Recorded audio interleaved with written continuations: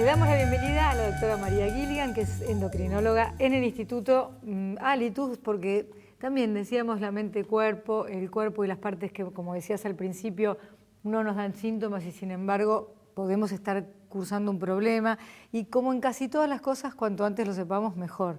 Pero vamos a hablar también de la fertilidad. Pero antes de meternos en fertilidad, cuando se habla de resistencia a la insulina, ¿qué quiere decir? Bueno, la resistencia a la insulina o insulinoresistencia, que son sinónimos, es cuando hay una menor respuesta de los tejidos a la acción de la insulina. ¿Qué hace la insulina? La insulina es secretada por el páncreas, por las células beta, y es la encargada de captar, almacenar y utilizar esa glucosa que va a ser la principal fuente de energía para los distintos procesos del cuerpo. O sea que la glucosa no entra a las células y no está la insulina. Cuando hay una insulinoresistencia, sí, la insulina es como la llave de la puerta para que la glucosa pueda entrar a la célula. Cuando hay una insulinoresistencia, la glucosa llega a la célula pero no puede entrar. Para eso se necesita secretar más cantidad de insulina para lograr el mismo efecto. Es como lo que hace la FSH del ovario, baja la función del ovario, sube la FSH, o sea, todos los mecanismos de retroalimentación que hablamos siempre, Silvina, en los programas de cómo funciona el cuerpo en redes. Yo dentro de poco voy a dar examen y por lo menos me voy a tener que dar un diploma casero de que algo aprendí. Insulina alta y resistencia a la insulina son sinónimos, una viene después de la otra, toda la gente con insulina alta va a tener... Explícanos eso. Lo primero que produce es la resistencia a la insulina. Okay. Y a raíz de esa dificultad en actuar, como una función compensadora, el páncreas secreta más insulina y ahí viene el hiperinsulinismo, la insulina alta. Te voy a preguntar algo así bien de la calle. Un páncreas que por mucho tiempo tenga que producir más insulina, ¿puede cansarse y eso volverse la diabetes tipo 2, es decir, ya medio plantarse? ¿Es por una especie de sobrecarga que sucede esto o no tiene nada que ver? Sí, es así. No toda paciente con insulinoresistencia obligatoriamente va a terminar en la diabetes porque hay muchos otros factores como la genética, las medidas higiénico-dietéticas, porque es un cuadro que es reversible, pero sí, si uno no hace nada al respecto y encima hay factores genéticos que pueden estar involucrados, hay más riesgo de que termine esto en una diabetes 2. O sea que la insulina puede estar alta y la glucemia puede estar normal. Ahora, ¿la glucemia puede estar alta y la insulina estar baja? No es muy habitual eso. En realidad, la diabetes 2 es justamente estas alteraciones del metabolismo de los hidratos de carbono. Cuando hablamos de diabetes... ¿Cuál es la diferencia entre la 2 y la 1? Y la 1 es la que tenés de la infancia que... Sí, son distintos el mecanismo fisiopatológico. En la diabetes 2 es por insulinoresistencia en más del 90% de los casos, que es la del obeso, la del adulto. Por eso crece como una epidemia. Exactamente. ¿No? O sea, yo supongo, también invento, que la tipo 1 debe ser como que el porcentaje se está manteniendo en el mundo desde hace décadas, mientras que la tipo 2 aumenta exponencialmente por el modo de vida. La tipo 1...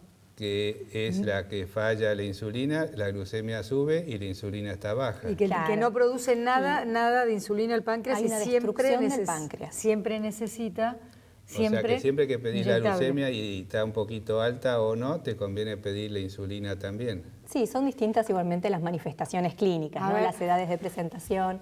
Generalmente una diabetes tipo 1 se va a presentar con muchas más clínicas, son cuadros más abruptos. ¿Y en la infancia casi siempre? Generalmente en la infancia o antes de los 30 años, no necesariamente... Cuando tienen mucha sed, van demasiado a hacer pis. Adelgazan muchísimo de peso. Ajá.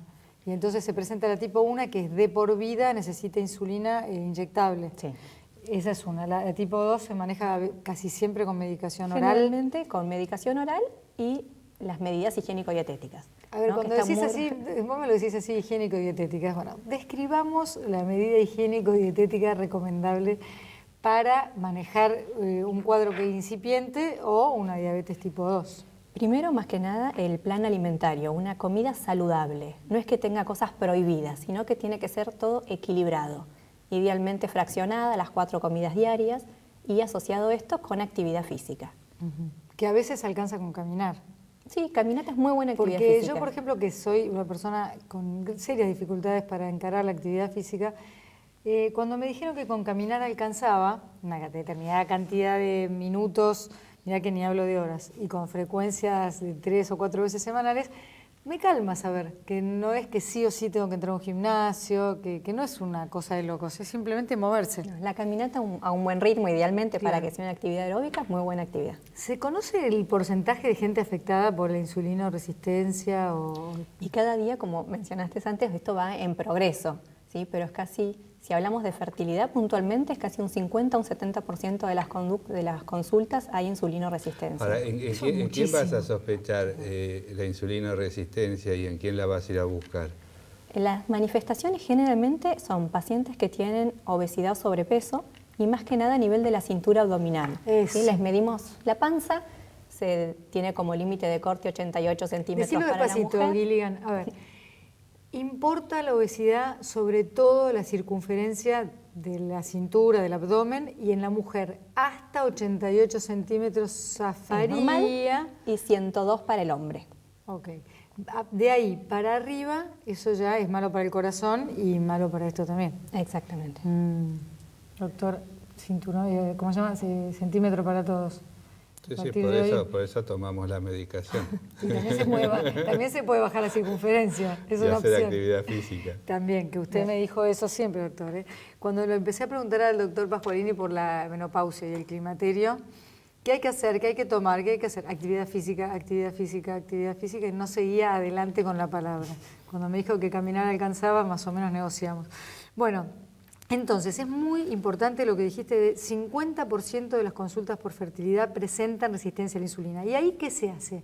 Cuando lo que tenés frente a vos es una persona en edad fértil, queriendo concebir y con estos niveles de insulina, nivel alto de insulina no, resistencia a la insulina. ¿Qué se hace? Bueno, primero hay que hacer una buena evaluación de la paciente, ¿no? Justamente esto es algo muy frecuente y no todas estas pacientes van a necesitar medicación oral. Okay. Sí, a todas les vamos a dar seguramente la dieta y la actividad física, pero no necesariamente todas, depende del nivel que tenga y la afectación que tenga, van a necesitar un tratamiento farmacológico.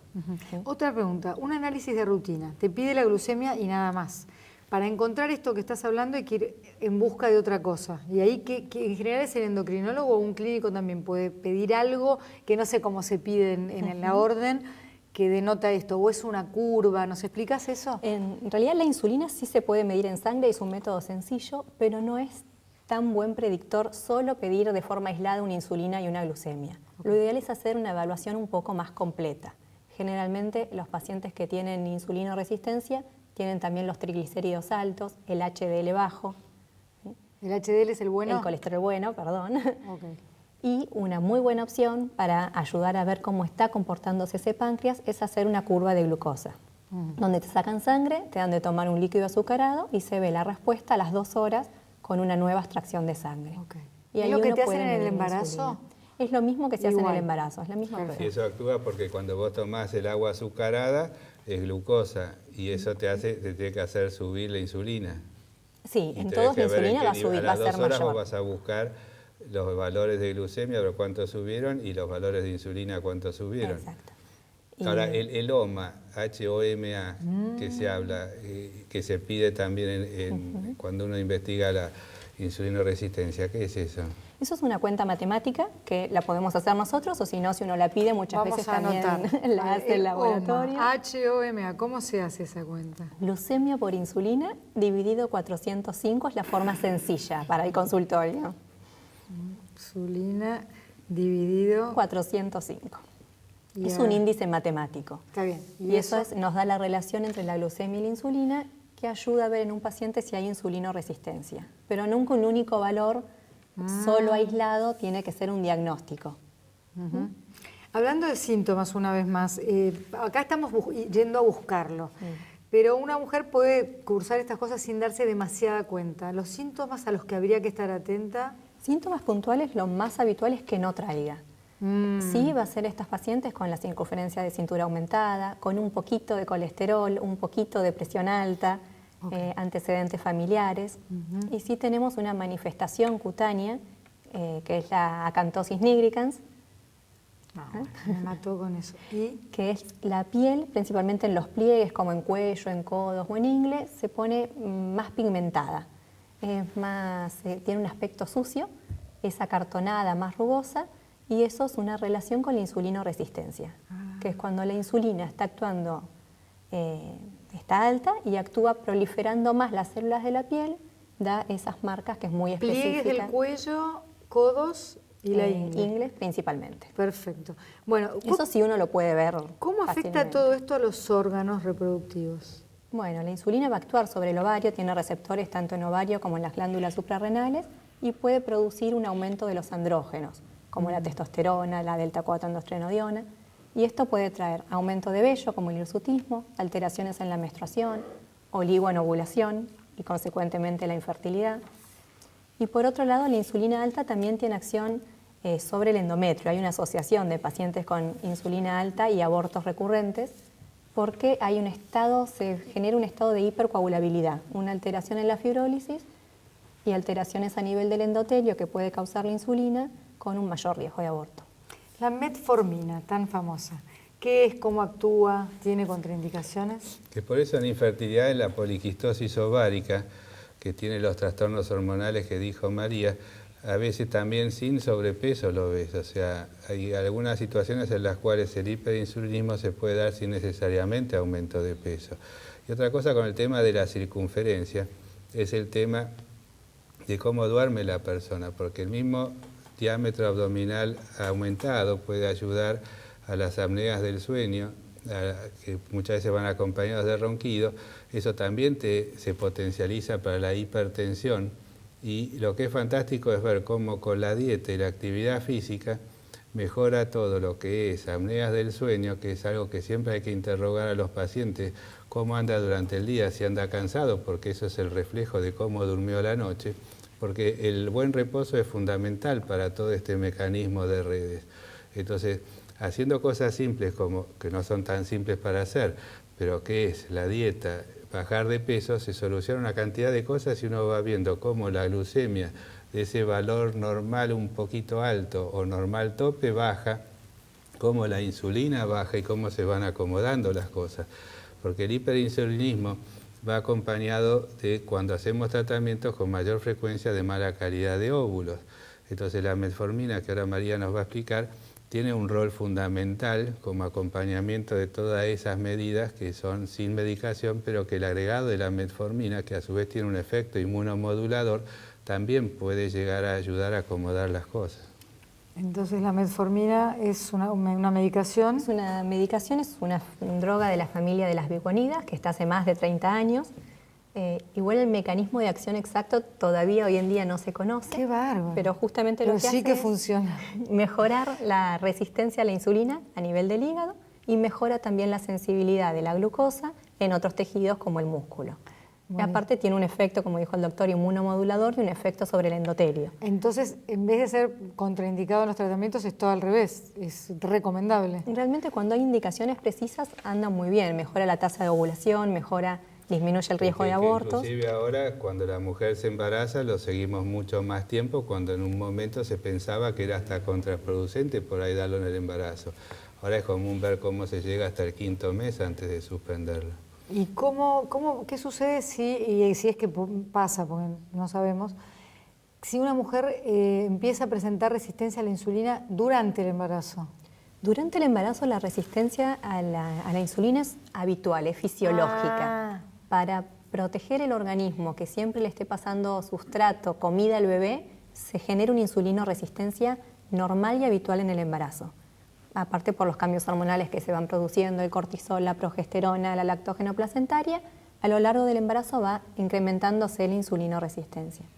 Pero si uno parte de un páncreas que ya fue forzado previamente, en ese aumento de la demanda puede ser que no alcance y terminar con una diabetes gestacional, una diabetes propia del embarazo. Que a veces quedan solo circunscritas al embarazo o a los embarazos y otras veces se instalan en la mujer. Sí, depende de todos los otros factores asociados. ¿Sí? El riesgo de evolucionar posteriormente a una diabetes tipo 2 va a depender de los factores genéticos, de la obesidad y todas las otras cosas que venimos mencionando. Ya que estamos hablando de diabetes y tenemos un poquito de tiempo, es otra enfermedad que puede ser silenciosa y muy dañina a nivel de los pequeños vasos y generar mucho daño a futuro. Entonces es bueno que también aprovechemos la oportunidad para que la gente sepa, dado que se está convirtiendo casi, se habla de una epidemia en el mundo, de la tipo 2, la que no podés evitar, la que no, a ver, al revés, la que podés evitar. Dejamos de lado la 1, que no se puede evitar. La tipo 2, que tanto tiene que ver con nuestro comportamiento, con el sedentarismo, con la obesidad, con la forma de comer, con el estrés. Es verdad que el daño que va haciendo la diabetes es muy silencioso y lento, pero cuando se instala es difícil porque puede dañar los ojos, los riñones, el corazón. ¿Podemos explicar un poquito de esto? Bueno, sí, síntomas va a traer la diabetes si uno espera tener la sed, el hambre, las ganas de orinar, esa poliuria que se llama. Ocurren cuando ya los valores de glucemia en sangre están arriba de 180, realmente muy altos. Y ya a partir de 126 estamos hablando de valores de diabetes. Por eso la importancia de los controles periódicos en toda persona sana, a partir de los 45 años, controles con glucemia de Porque laboratorio. una vez que se sabe, se puede manejar con algunos cambios de hábito y una medicación Como y por evitar ejemplo la a metformina. futuro problemas muy serios a nivel de los nervios, de los vasos, del corazón, de la vista, todo eso. Bueno, para que cerrar el tema anterior, los tratamientos posibles una vez que se detecta la resistencia a la insulina y todo eso, ¿cuáles serían? En primer medida, el plan alimentario y la actividad física, y a veces se necesita tratamiento farmacológico, sobre todo, por ejemplo, en las pacientes con síndrome de ovario poliquístico, ¿no? Que son estas pacientes que característicamente tienen insulinoresistencia. Si aparte son obesas, más todavía, pero también hay delgadas que tienen insulinoresistencia. En esos casos también uno puede evaluar el agregado de la metformina. Pero lo que está visto, hay un estudio muy grande que se evaluaron pacientes a más de 10 años y vieron que lo que mejor prevenía la evolución a la diabetes era la dieta y la actividad física. Qué bárbaro. En segundo lado, sí la metformina, pero lo principal sigue siendo las medidas higiénico-dietéticas. Ahora, la insulinoresistencia, y que se habla tanto del síndrome metabólico, la insulinoresistencia forma parte del síndrome metabólico, pero no conforma el síndrome metabólico solamente la resistencia a la insulina, ¿es así? Sí, la insulinoresistencia sería la fisiopatología, la causa de por qué se forma el síndrome metabólico. El síndrome metabólico son distintos criterios, la cintura abdominal es uno de los principales, los triglicéridos altos, el HDL bajo, la presión, no en valores de hipertensión, sino ya incluso valores previos son tomados, y si uno tiene 2 de todos estos criterios, ya estaríamos en un síndrome metabólico. Y la causa del síndrome metabólico, generalmente la asociación común que tienen todos estos parámetros que mencionamos, es la insulinoresistencia. Antes de despedirnos, cuando hablamos de controles periódicos, ¿no? Las personas podrían interpretar control periódico como quisieran. ¿Cada cuánto se recomiendan los controles? Eso va a depender mucho de los factores de riesgo que tenga una paciente. Si es una persona sana de 45 años, puede hacer un control cada 3 años aproximadamente. No es necesario tampoco anual en todo. Si hay factores de riesgo que cada vez son más habituales, sí, un control anual por lo menos sería prudente. ¿Y control anual, ese incluiría la curva? No, si no hay otros factores de riesgo, no. Uno primero hace una glucemia basal y según ese valor evalúa si es necesario pedir la curva. Perfecto. Bueno, doctora, muchísimas gracias por haber venido, por haber sido tan clara y eso, a cuidarnos todos y en realidad a empezar a encontrar, como se va encontrando, la relación de algunas cosas que antes no se conocía con la fertilidad o la infertilidad. Y María es otra de tus preferidas. Sí, las quiero mucho. Muy bien. Sí, yo en realidad las quiero mucho y siempre se me ocurre que preguntarle a una médica, además si son así tan agradables y tan claras para explicar. Gracias, María. Muchas gracias. Nos vemos enseguida nosotros, no se vayan.